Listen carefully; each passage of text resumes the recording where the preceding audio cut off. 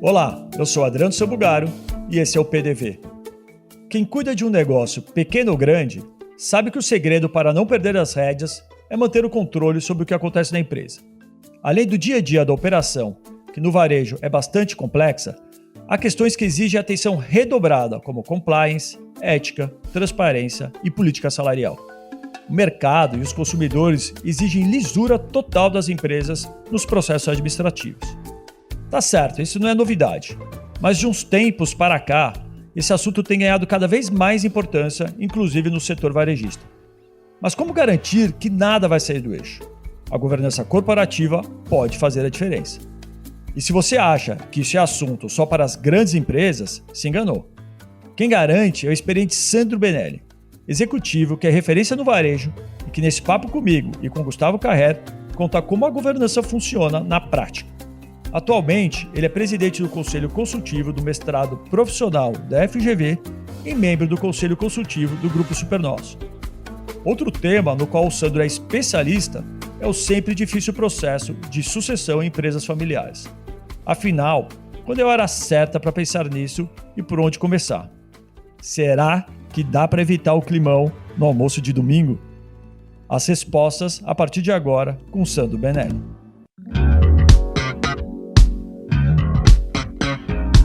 Ô Sandro, um assunto que está ganhando cada vez mais importância no varejo, principalmente nos supermercados, é a governança empresarial. Eu sei que além de atuar em conselhos de empresas varejistas, você também é um estudioso desse assunto. Queria começar então pedindo que você explicasse para a nossa audiência o que significa governança no universo do varejo. Bom, acho que a governança em geral, ela aceita várias explicações e ela aceita várias conceituações. Eu acho que para fazer de uma maneira simples, a gente poderia conceituar a governança como um conjunto de regras e instrumentos de controle que a empresa precisava usar para garantir que ela atinja seus objetivos. E são vários instrumentos de controle mesmo, são sistemas de controle e, claro, muitas regras. Então, de uma maneira simplificada, são regras mais instrumentos, que não adianta ter regras se você não tiver nada para aferir e controlar. E o objetivo final é sempre garantir que a empresa atinja o objetivo, quaisquer que seja que ela tenha definido. Legal. A implantação de práticas de governança corporativa, Sandro, é reservada apenas para grandes empresas? Às vezes a gente, por ter um termo que ele é muito batido, dá uma sensação para a empresa pequena e média, isso não é para mim, isso é muito caro, isso é muito complicado. Então vamos lá, sabe? Governança é como você ter um carro, você pode ter um pequenininho 1.0 e pode ter uma Ferrari, tem para todo gosto, para todo mundo. E o que acontece? A pequena empresa, ela deve começar implantando as coisas pequenas, passo a passo. Governança, a gente costuma dizer que é uma estratégia de gestão que você começa e não pode parar mais, tem que estar sempre pedalando. Então, quer um exemplo simples para uma pequena começar a fazer governança? Cara, implanta um orçamento. Implanta um orçamento, o que você quer vender esse ano, quanto você quer gastar, quanto você quer de resultado. Começa por aí, começa pequeno. É para todo mundo e só precisa que cada um comece aos pouquinhos, porque o cara começa muito grande, com objetivos muito grandes, é óbvio que vai ficar muito mais caro do que ele pensou e ele vai se desmotivar. Se você pensa muito grande, passo a passo. É uma palavra que eu acho que voltou na moda, né, no varejo, que é fazer o básico bem feito, né? Começa fazendo o básico pequenininho, né? Eu acho que esse teu comentário é perfeito, cara. Assim, para governança é assim, faça o básico. E é engraçado, porque a gente está falando de coisas que provavelmente as pessoas que vão estar nos escutando, alguns vão falar rindo. Pô, mas como o cara tá falando de fazer orçamento? Pessoal, assim, vocês ficarem impressionados a grande quantidade de empresa, e eu vou falar, vocês vão ficar mais chocados assim, que fatura acima de 100 milhões, que não tem orçamento. Não tem orçamento. É verdade, você deu o exemplo do orçamento, né? É incrível que a gente está no século XXI e ainda quantas empresas varejistas trabalham sem metas, né? Metas qualquer, né? Meta de compra, meta de venda. E isso é aquela velha frase de que, para quem não sabe para onde vai, qualquer porto serve, qualquer vento serve. Infelizmente, é assim. Mas eu acho que está cada vez mais ficando rapidamente exposto à fragilidade desse negócio que é gerido, eu não sei, por uma falta de uma palavra melhor, no feeling, entendeu? Assim, cada vez mais isso mostra, se expõe à fragilidade desse tipo de operação. Você acha que só com a chegada, vamos falar da nova geração, principalmente supermercadistas, né, com gestão familiar, isso tem mudado um pouco? Talvez por adoção, uma adoção maior de tecnologias para auxiliar, enfim, uma visão diferente. Você acha que isso tem mudado? Olha, rapaz, eu acho que infelizmente não. Sabe por quê? Porque é o seguinte, a tecnologia ela evolui desde sempre, né? O que eu vejo que evolui? É um pouco de pressão do meio. Então, vou te dar alguns exemplos. Pode vir um estímulo para isso, porque ele vê o que o concorrente está fazendo melhor e ele não está fazendo, ele chama um consultor e o consultor apoia. Ou o que mais pode vir um estímulo exterior? Poxa, ele está precisando ter uma captação de recurso e o banco fala para ele, olha, do jeito que você controla as suas coisas, não dá. Ou pode ter um problema negativo, ele sofre uma fiscalização de qualquer nível aí, de instância pública, e ele é autuado. Então, assim, são vários os estímulos que estão fazendo com que as pessoas se mexam, pelo amor ou pela dor. Agora, eu acho que a ferramenta e as tecnologias, eles são sempre capacitadores, sabe?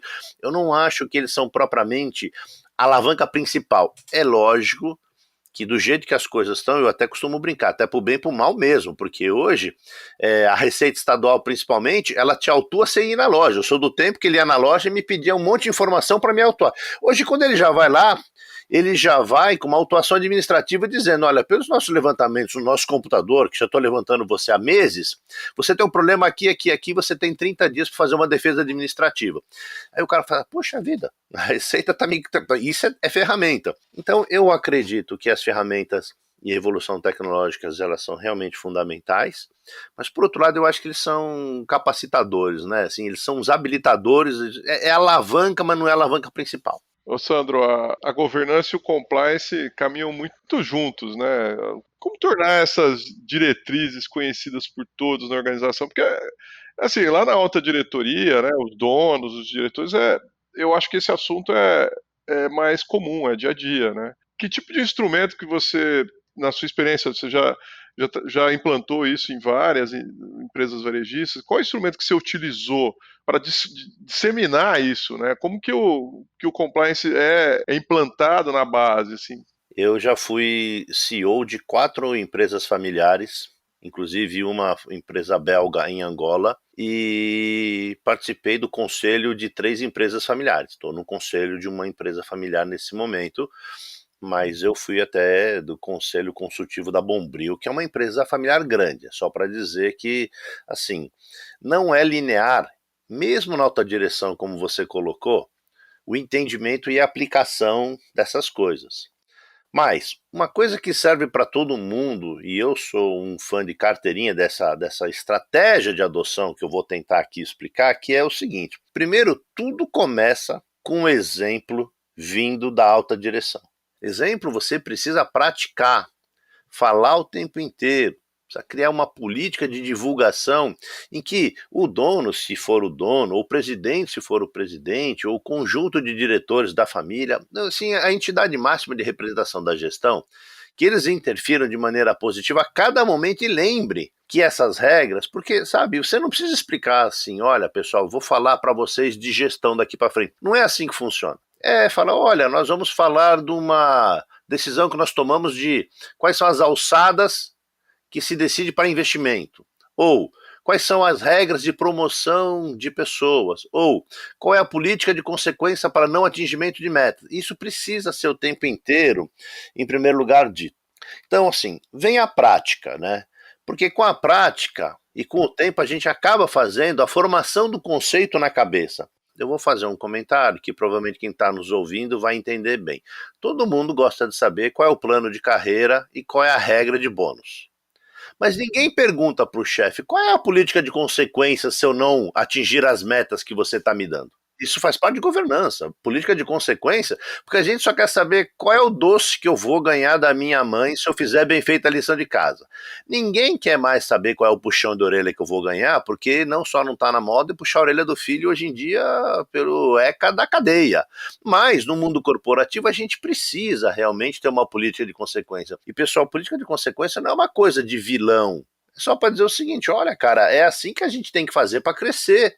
Eu não posso só ser bacana quando você performa, e quando você não performa e não performar, e eu estou deixando isso muito claro, porque senão parece uma coisa assim de punição, não é instrumento de punição.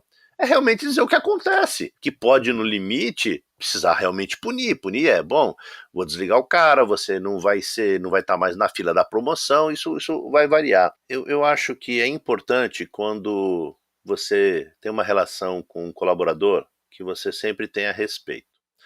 E respeito não é dar bom dia, boa tarde, boa noite. É tratar a pessoa da maneira como você gostaria que os outros te tratassem. Tratar com dignidade, mas com clareza. Não ficar toda hora surpreendendo a pessoa com coisas que ela deveria saber. Eu acho que é nesse local que se insere você explicar para ele qual é a política de consequência. Porque eu vejo com muita tristeza e desalento aquele chefe que vai ficando bravo com o subordinado, bravo, bravo, bravo, mas não conta pro cara, não dá oportunidade e nenhuma alternativa para ele melhorar, fazer certo. Ele nem sabe o que ele está fazendo. Um belo dia fala assim, olha, Sandro, infelizmente você não está correspondendo, nós vamos ter que desligar. O cara nem sabe o que está acontecendo.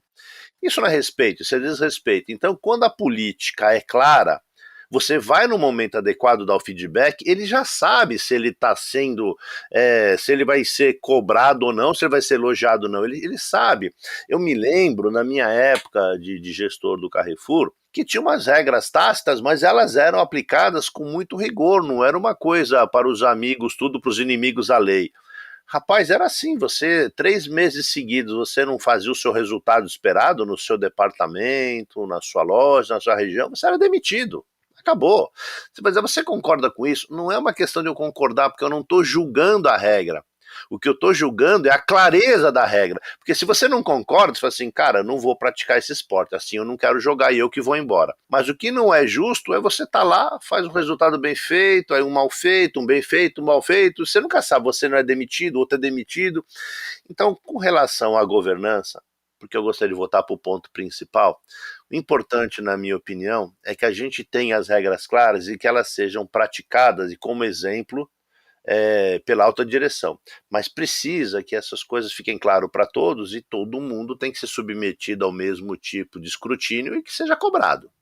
Agora, a gente precisa também, para não ficar só falando e divulgando, a gente precisa desenvolver sistemas formais de controle, sistemas de recursos humanos, sistemas de controle financeiro, sistemas de governança, e deixar muito claro, assim, praticar muito descentralização de comando. Isso em empresa familiar, em empresa pequena, esse é o que eu chamaria de mais difícil de acontecer.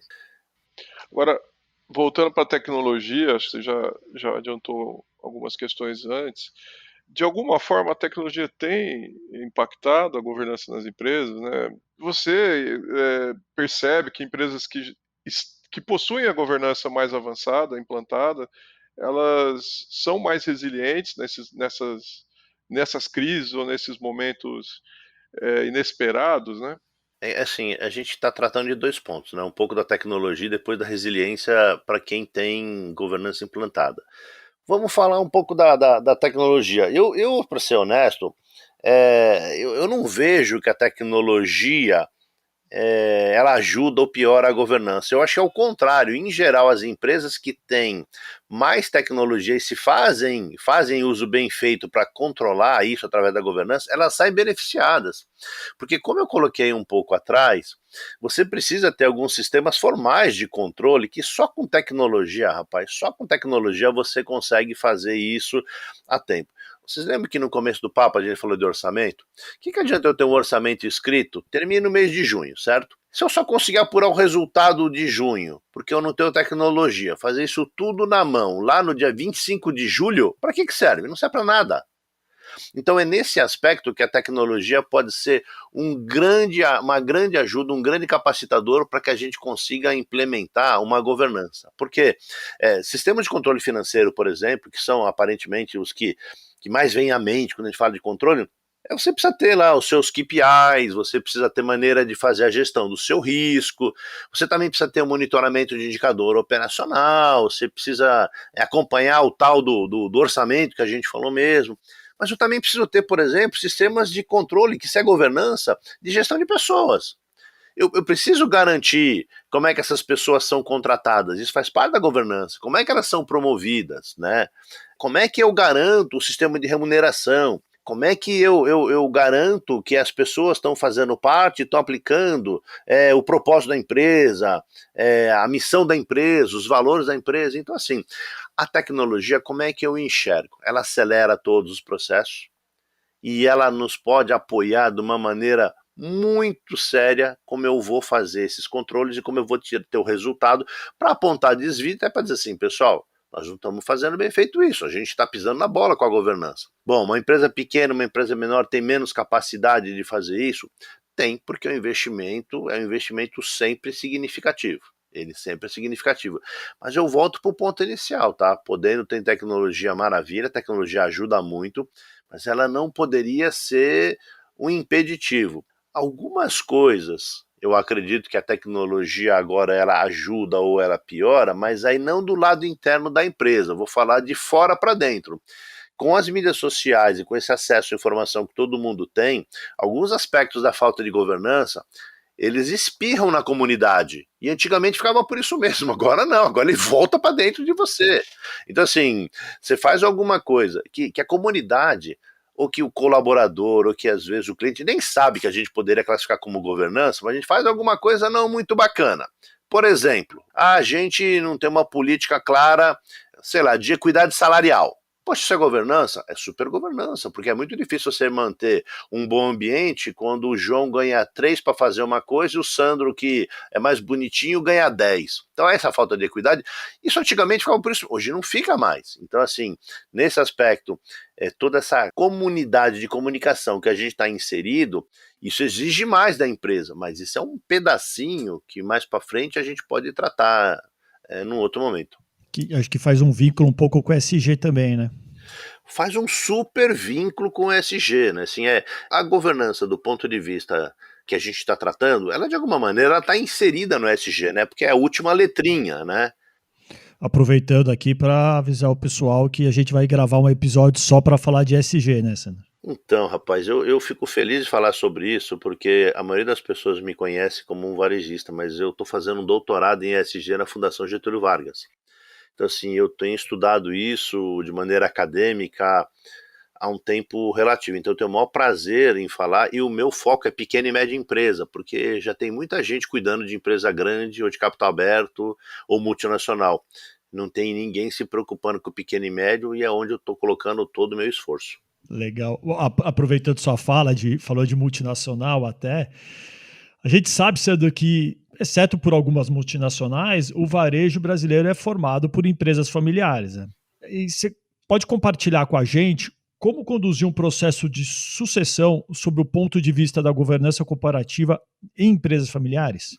Cara, isso também é ótimo. E se me permite fazer uma outra autopropaganda, isso foi a tese da minha dissertação de mestrado, foi sucessão em empresa familiar. A primeira coisa de tudo que eu costumo dizer para quem tem isso no horizonte é analisa se o timing é correto, né? Em que estágio de evolução a sua empresa está para poder fazer isso, né? Porque se a empresa estiver no estado muito embrionário, que a gente normalmente chama na teoria de um estágio infância, sabe, onde o fundador, ele é o empreendedor, ele é seguido por todos os colaboradores como se fosse um deus, mas ele também não sabe onde vai começar, né? Desculpa, onde ele vai, porque você falasse pro Sam Walton um dia, quando ele começou com a lojinha lá, você sabe que um dia você vai ser o maior do mundo e vai ter 2 milhões de funcionários e vai ter uma empresa que vale 1 trilhão? Eu acho que não. Assim, ninguém começa pensando assim. Todo mundo começa numa lojinha. Todo mundo começa numa lojinha. Então, assim, esse não é o estágio de você profissionalizar, esse não é o estágio de você pensar na sucessão ainda. Em geral, o segundo estágio é um estágio da estabilidade, né? E nesse estágio da estabilidade, é quando a empresa ela já começa, mesmo que ela ainda esteja sob a liderança do fundador, mas ela já começa não só a se organizar, como ele mesmo já começa a ter metas para ele mesmo. Pô, isso aqui deu certo, eu acho que eu podia ter 5 lojas, eu acho que eu podia ter 10 lojas, eu acho que eu podia ser o melhor do bairro, eu acho que eu podia ser o melhor prestador de serviço aqui da nossa comunidade. Ele já põe umas metas dele, né? Só que nesse momento, você já começa a envolver terceiros, e aí já exige também mais atenção. O que é terceiro? Você já começa a chamar a atenção da concorrência, você já começa a ser assediado pelo fornecedor para ter uma relação um pouco mais formal. Dependendo do seu tamanho nessa fase, você já bem vai precisar ter contatos de acessos a linhas de crédito, você precisa falar com o sistema financeiro, e vai por aí. Essa é uma fase que normalmente acontece a sucessão, é na fase da estabilidade. Mas, infelizmente, por isso que eu quero começar falando do timing, uma grande parte das empresas não passam dessa fase. Embora, essa fase não é uma coisa que precisa ser 1 ano, 2 ou 5. Tem empresas que ficam 30, 40 anos nessa segunda fase, que é a fase da estabilidade. Mas, quando você começa a ter dúvidas sobre a perenização da empresa, que seria a última fase, aí você está no momento adequado para falar de sucessão.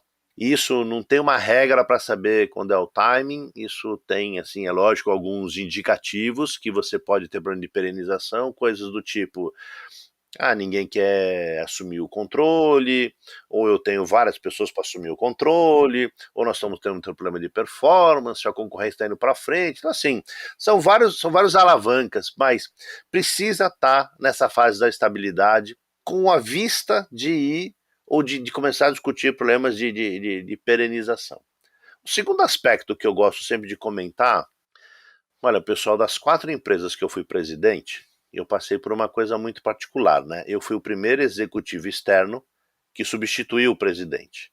Mas isso é uma situação completamente particular, porque normalmente você fala de sucessão dentro da própria família.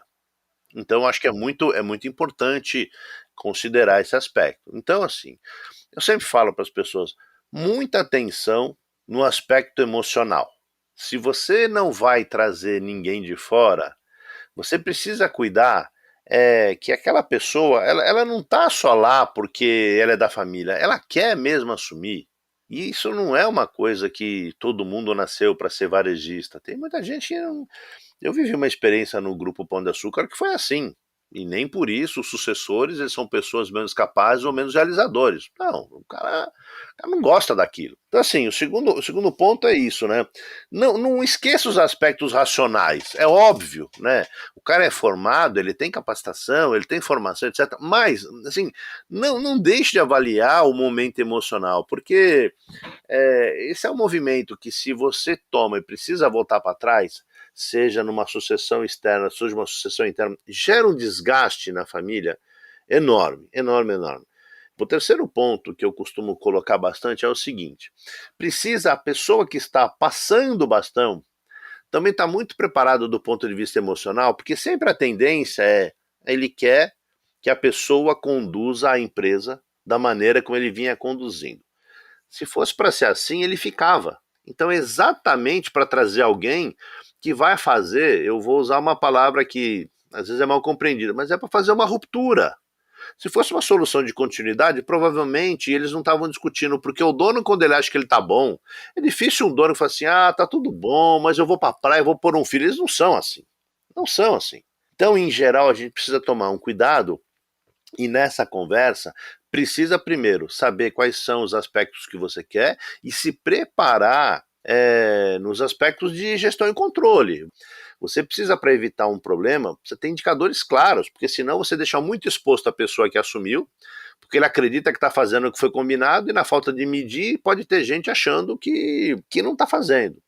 E o último aspecto que eu gostaria de comentar como fundamental, porque depois eu quero comentar 2 que são assim, corolário, peça apoio externo. Não dá para fazer uma coisa dessa sem ter 2 tipos de apoio. Um apoio emocional muito grande, porque precisa, e as pessoas têm uma tendência a minimizar isso, e não é, porque para a pessoa que vai embora dá um vazio. Eu brinco assim, cara, você às vezes tem dificuldade de dar uma calça velha que você não usa há 10 anos porque ela significou alguma coisa. É o primeiro dia que eu conheci minha mulher, eu tava com essa calça. Então ela fica lá, você não usa, o cachorro não usa para dormir, gente passando frio na rua e não usa, e você não doa. Imagina você passar o bastão de uma empresa que você tirou do zero, lombou muita caixa, passou muito frio e muita fome, ficou muitas noites sem dormir.